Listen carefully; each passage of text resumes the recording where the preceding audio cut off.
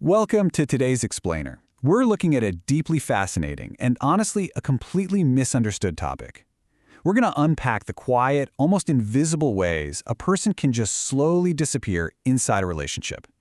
It's a phenomenon that rarely makes headlines because from the outside, it doesn't look like a dramatic crisis, but on the inside, it profoundly reshapes exactly who you are. Okay, let's dive into this. So when did you lose yourself? I want you to imagine you're up in your attic and you stumble across what we'll call a loft box. You open it up and inside you find a bunch of old gig tickets. You find photos from a rock climbing trip with 3 buddies you haven't spoken to in a decade? You pick up a dusty paperback book and the margins are absolutely filled with your own handwriting, intensely arguing with the author's points. Looking at that box, you might get hit with this really disorienting realization. You remember being that guy, but you couldn't possibly tell anyone when that person actually left. And that brings us to this incredibly powerful quote from our source material. You see, self-abandonment doesn't happen in one explosive kidnapping of your identity. There isn't a single day circled on a calendar where you suddenly lost who you were. There's no major event. Instead, there's just a quiet, steady erosion over a long period of time. It's literally like water slowly reshaping a stone. Which brings us to Section 1, the mechanism of erasure, specifically looking at the invisible tariff. To really wrap our heads around this, we need to look at the mechanics of how this disappearance actually happens. Because losing yourself sounds kind of passive, right? Like misplacing your car keys? But you don't actually lose yourself. The reality is much more subtle. You rationally trade yourself away piece by piece in transactions that all seem entirely reasonable at the time. So how are those trades made? Well, it's through what the source calls the tariff. It's an unspoken emotional cost. In these dynamics, your partner doesn't outright ban your hobbies or forbid you from seeing your friends. No way. Instead, they simply apply a tariff to your autonomy. When you do something for yourself, this cold weather system just descends on the house. The atmosphere cools. There's this palpable distance.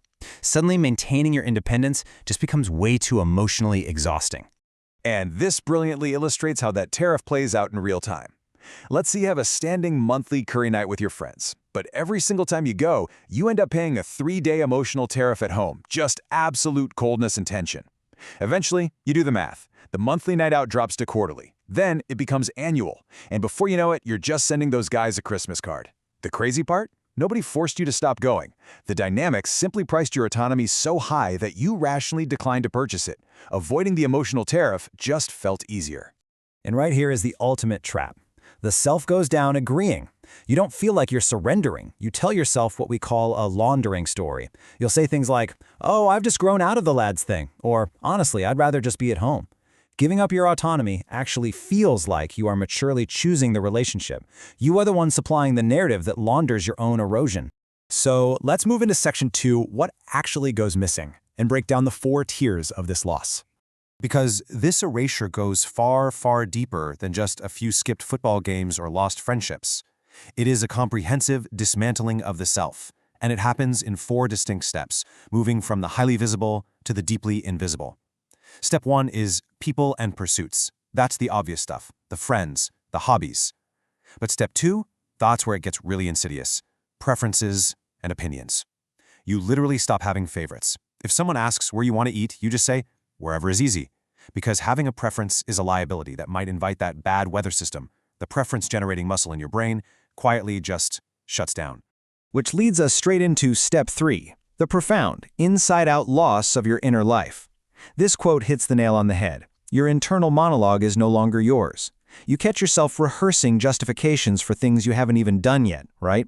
You're arguing your case to an imaginary tribunal while you're just standing there taking a shower. Your own mind gets completely taken over by an audience of one who isn't you. And finally, we hit Step 4, the keystone loss. You completely stop trusting your own perception, your memory, and your judgment. Why is this so structural? Well, because once you outsource your reality, once you stop believing what your own eyes and ears are telling you, absolutely everything else upstream automatically crumbles. A person who doesn't trust their own perception has no basis for forming an opinion, and certainly no standing to defend a friendship. The entire foundation is just gone. All right, Section 3, the functional shell trap, also known as the male disguise. Now, what's really interesting about this slide is the very specific trap it highlights from the source material. See, men are socially conditioned to locate their entire identity in being highly competent, functional providers. which means this erasure wears a really convincing disguise.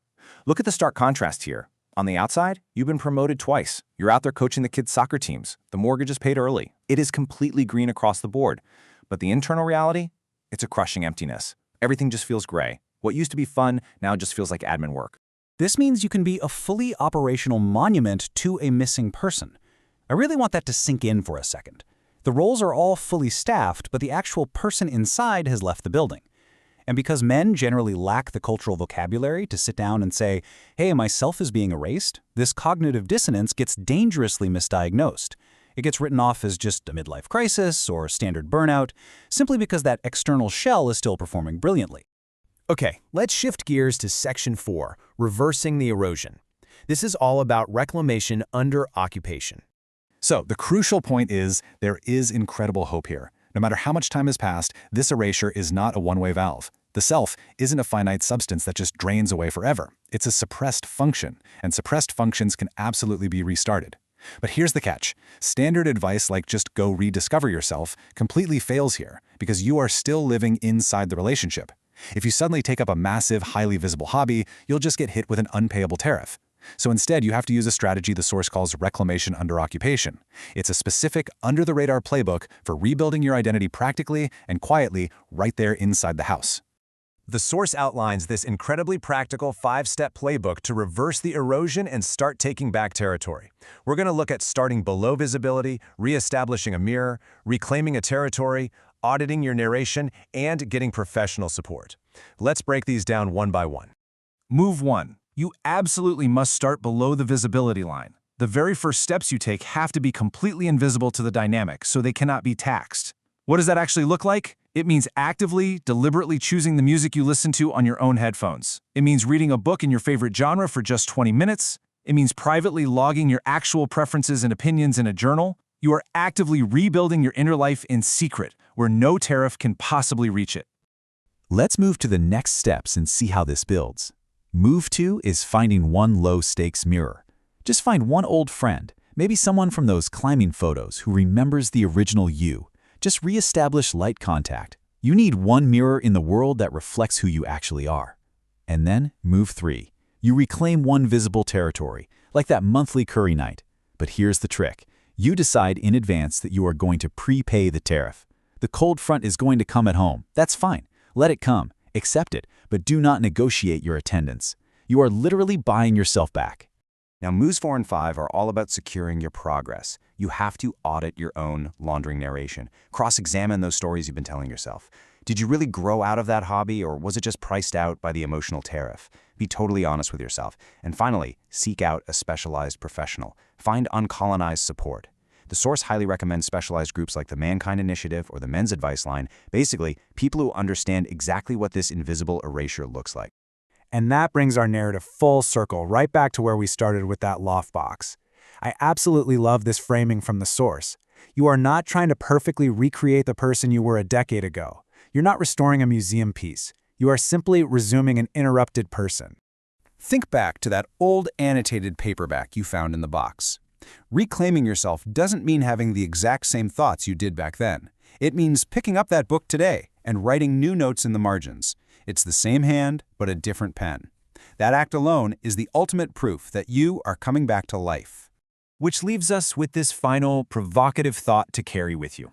What's in your loft box? Whether it's a literal box sitting up in your attic or a metaphorical one holding the pieces of who you used to be, I challenge you to just go open it. Look at what's inside and start your reclamation.